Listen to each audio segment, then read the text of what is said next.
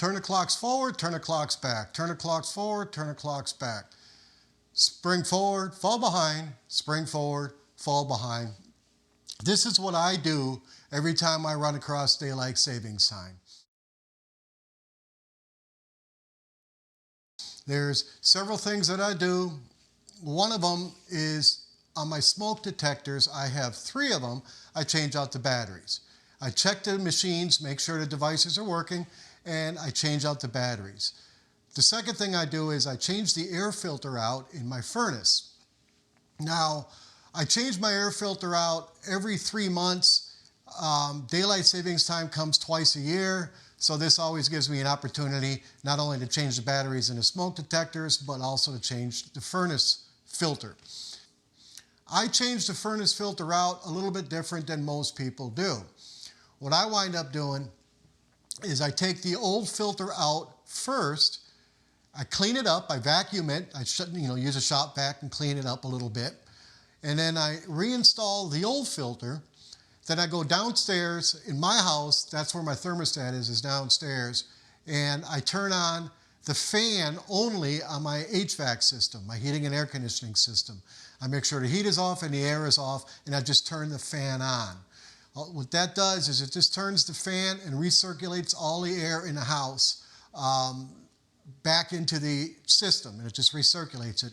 Then I take my vacuum cleaner out and I vacuum vigorously the whole house. I mean, I'm not talking about just small time vacuuming. I'm talking about hitting that vacuum hard, and any dust that comes up in the air, and there's going to be dust when you vacuum, obviously. Even I got a HEPA filter and all that, there's still dust.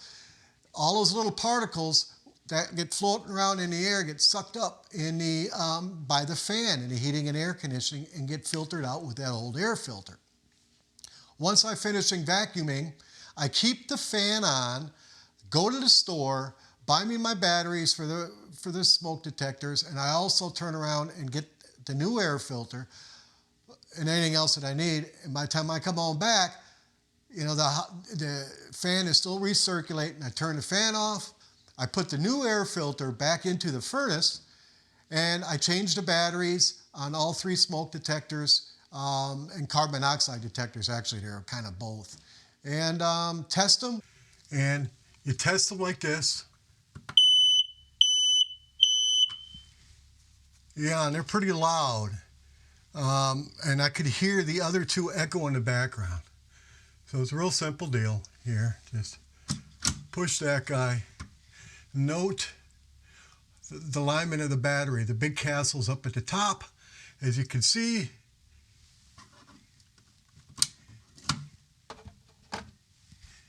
the light is on. That means that the battery is bad. These are also, the battery is just backup. So see, it's a big one at the top.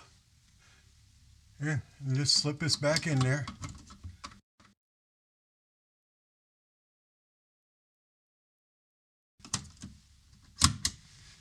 And there we go. We got ourselves a green light. Right? And I test it now. Good. And that one works. That's 1 down, 2 to go. And that's it. And I do that a couple times a year. Also, yes, I changed my clocks back, but that reminds me every time they say on the news or I hear daylight savings time, I know I need to get 3 batteries and a new air filter for the heating and air conditioning unit. And that's primarily it.